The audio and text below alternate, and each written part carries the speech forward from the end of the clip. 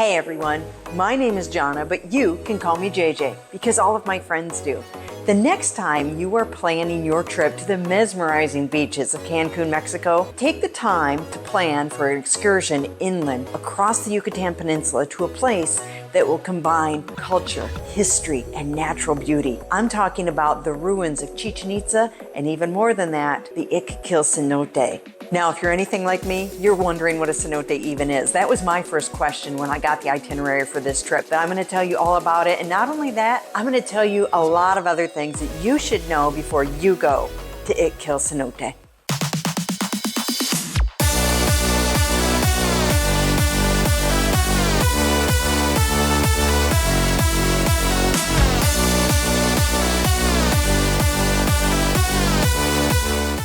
Number one, what is a cenote and why should I go there?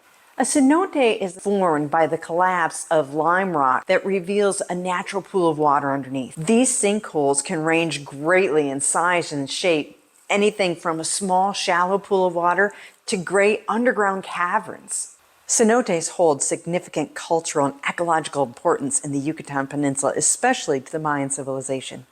They served as vital water sources in an area where water is scarce.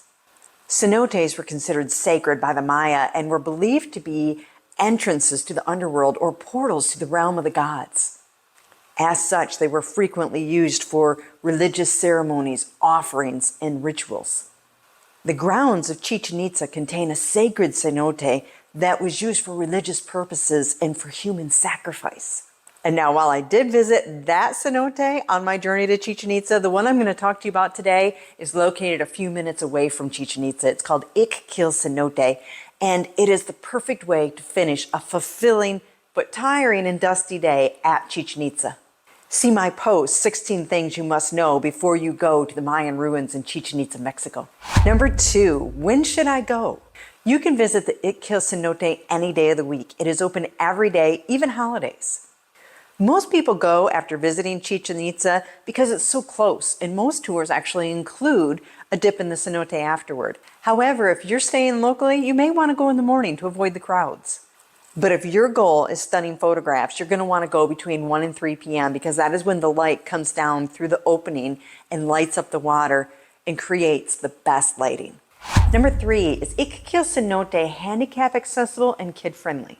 While the entrance to the attraction doesn't pose any issue to those with disabilities, the cenote itself is not handicap accessible. There also isn't any restriction age-wise for who can swim in the cenote. However, the cenote is 157 feet deep, so you do want to make sure if you're taking little ones that they are proficient swimmers. In addition to that, you get to the cenote by traversing a set of hand-hewn rock stairs that are slippery and treacherous.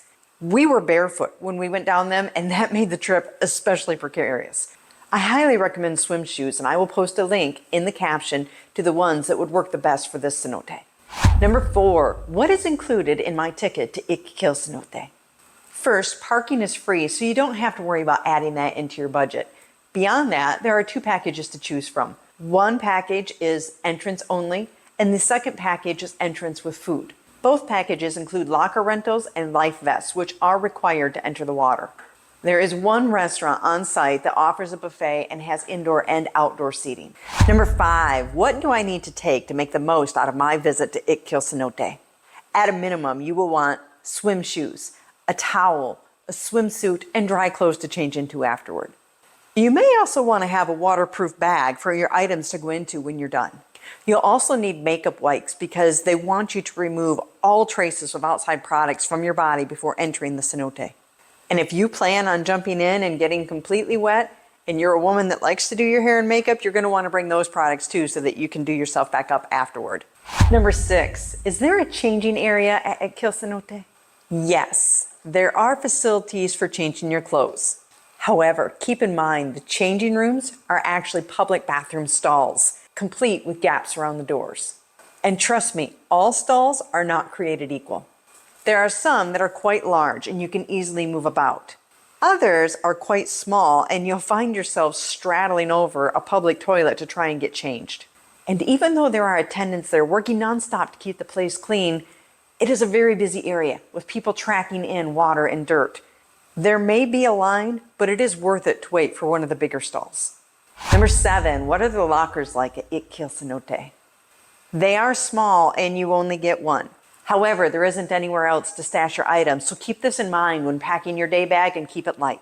I'll link my recommendation to the bag that will fit perfectly in these lockers in the caption. Number 8, prepare for a cold shower. Before you get in, you will have to stand under a stream of cold water to wash off any outside substances from your body. The ecological structure of the cenote is very sensitive, and there are hundreds of visitors per hour. So everyone needs to respect the delicate balance of this ecosystem. Number 9, can I take a camera to Ik Kil Cenote? This is one I definitely want to clear up because I asked repeatedly if I could take my phone down there, and everyone that worked there assured me that I could. However, once you get down there, there isn't any place to put a cell phone if that's what you're using to capture your pictures and video.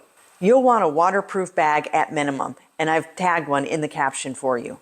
But those bags can be difficult to operate and they sometimes don't produce the clearest pictures and video, and you want to make sure that you capture this. So I've also linked a waterproof camera that will work perfectly for this trip. Number 10, how do I get in the water? Once you get down to the water, you're either going to jump in or you're going to climb down a rickety ladder to get in. Again, I highly recommend the swim shoes. To get to the jumping platform, you climb another set of slippery stairs with no handrail. The lifeguards on duty will instruct you to cross your arms and jump feet first into the water like an arrow piercing it. If you're going down the ladder, it is a hand-hewn wooden ladder and it can feel kind of precarious. Number 11, what is the water like at Ik Kil Cenote? The water there is a beautiful turquoise color and can feel quite chilly at first because it ranges between 70 to 80 degrees all year round. But once you're in, you adjust quickly and it feels great, especially if you've just spent a full day at Chichen Itza exploring the ruins. But you should be aware that you are not the only living thing in the water. On the wall was a chart of creatures that could possibly be swimming with you, including eels and crabs. During our visit, we only saw some fish, but you still want to keep in mind that these fish are very accustomed to people and they don't think twice about coming up and putting their puffy little lips on you. Number 12, was it worth it to visit Ik Kil Cenote? Yes and no. I'm glad I saw it, but I wouldn't go there just to visit the cenote. Once we were in the water and swam around for a few minutes, we grew bored. It's not a huge cavern, and unless you want to swim in circles, which can be really difficult because of the amount of people that are there, you're basically just treading water. So once you've gotten over the beauty and how amazing the historical significance of this is, you've kind of seen and done everything you've came to do. Since it was part of our tour, it was interesting enough, and I'm glad I had the experience. But again, I wouldn't go out of my way to do it. So there you go. Do you know anybody that's heading off to Cancun and could benefit from this video? Make sure you send it to them. Even better than that, make sure that you've subscribed so you don't miss a single video that I have coming your way. And don't forget to ring the bell because that will tell you when I put something new out.